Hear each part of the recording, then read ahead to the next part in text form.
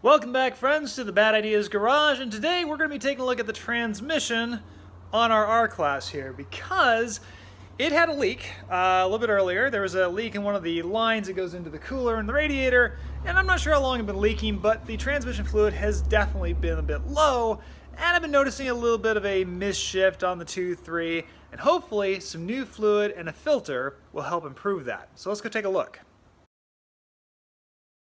Alrighty, so this is the 722.9 transmission. I've done a lot of 722.6s in earlier Mercs, and they're pretty similar, except for one thing. Filling this transmission is so much harder because now you have to pump the fluid back through the drain hole here, which does make it a bit more challenging, a lot messier, and just generally a little bit less fun to do. But we'll get to that. We're going to start off by just draining the fluid out of this guy and see how dirty it is. I suspect it's going to be pretty filthy, judging from just the general condition of all the rest of the fluids in this car. I'm dubious if it's ever been done. Certainly not recently. The car has 226,000 miles on it, so a little bit of fresh tranny fluid probably is not going to go amiss. And yeah, I'm going to probably get a little sticky doing this job. But we'll see. Woo! Oh yeah. Yeah, it's very, very dark and brown. Basically black. You actually see the color of the fluid here. It's not great. Once this drains down, we'll take the pan off, and we'll get a little bit deeper in. Okay, it's all dripped out now, at least for the most part, and time to start taking off the pan bolts. They're E10s, or 6 of them around here. They are, by the way, very long and very fine threaded.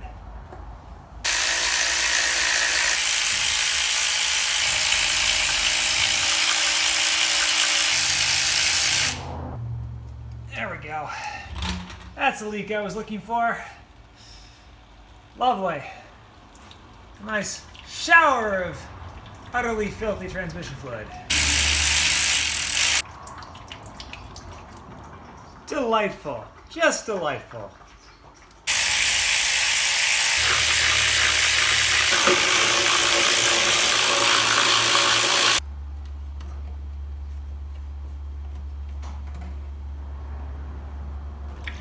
Oh, delightful. Just delightful. Oh, yuck. Alrighty. Well, we've got it out. And here is the filter, which is quite sizable on this transmission. There's going to be more fluid coming out as soon as I pull this, so I'll move this into the right location. Yeah, there we go. Lovely. Just lovely. And this filter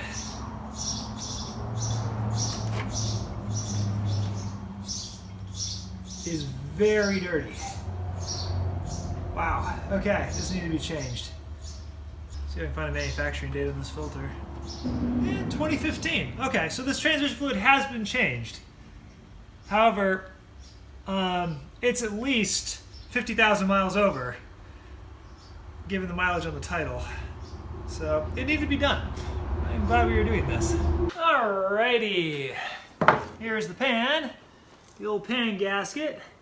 And there's a couple of magnets down here in the bottom we need to clean out, because you can actually see there's a little, they're actually pretty clean, but there's still a little bit of metal fibers and so forth on there we'll need to remove. Get this all cleaned up.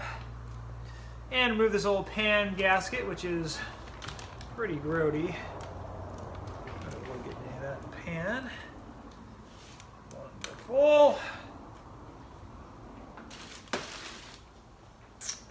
And we'll give it all a good clean. Here's one of those magnets. You can see it. Yeah, it has a little bit on it. We'll need to scrub all that away. Make sure that's all clean before we put it back in, so it can do its job again.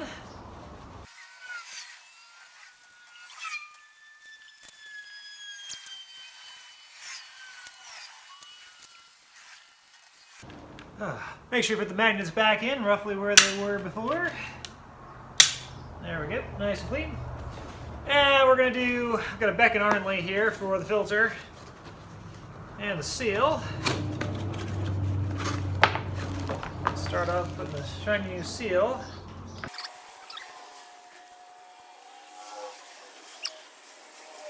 All right, this is ready to go back in the car. Popping the shiny new filter in. Goes in like so. Okay, it's just held in by the pan. Yep, it's just held in by the pan.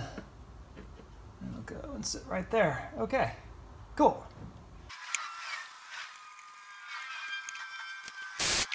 By the way, not actually tightening with this, just spinning in all that excess thread. I will hand tighten because otherwise you can really over squish this, which doesn't lead to good sealing performance. It tends to leak.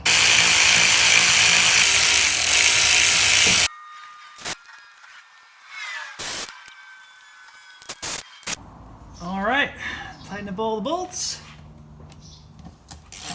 and we'll be good to fill this thing. Okay, lovely. Now comes the fun part, filling it back up. All right, so here's what you need to do next. So you get your ATF 134 is what these guys drink, and then you need one of those little fill adapters, which screws in to the drain hole. Snug that up a little bit here. And attach our fill hole to it. And you'll need one of these little handy dandy pumps. And I'll make sure it's a little tighter on there, to be honest. There we go, that should do us. And then we pump 5 quarts of fluid back into the pump, which is going to take a little while, and it's rather tedious. You can barely buy better, more powerful, faster pumps, but this one's like $6, so that's what I went with. It'll work. It's gonna be a lot of this though. That's 1 quart dry. Okay, we pumped in all 5 quarts, and now we actually need to start the engine, warm it up, pump the fluid through the system, and when it gets warm to the touch, what we're gonna do is we're actually gonna unscrew this thing and see if any fluid drips out. If nothing drips out, then we actually need to add more. And if a little bit comes out and then it levels out, we've actually got the level just about right. Odds are we're gonna need to put another half a quart in the system. But yeah, we're actually gonna leave this hooked up. We're gonna lower the rig a little bit, start and fire it up, and roll through the gears. Well, let's see how we do.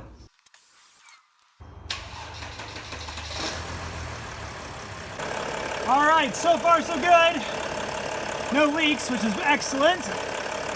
And I'm just gonna wait a couple minutes for it to warm up, and we'll check the levels again. Okay, it's warmed up enough. You can feel it's warm to the touch. So I'm going to gently unscrew this and see how much fluid comes pouring out. Okay, so we were slightly over full. All right, the fluid's been successfully changed. It was a rather messy job, but it's done, and it should drive a lot better now. Minimally, it's gonna last a lot longer with healthy fluid in that pan. Another successful day in the shop. It's great to have you all here. Have a wonderful day.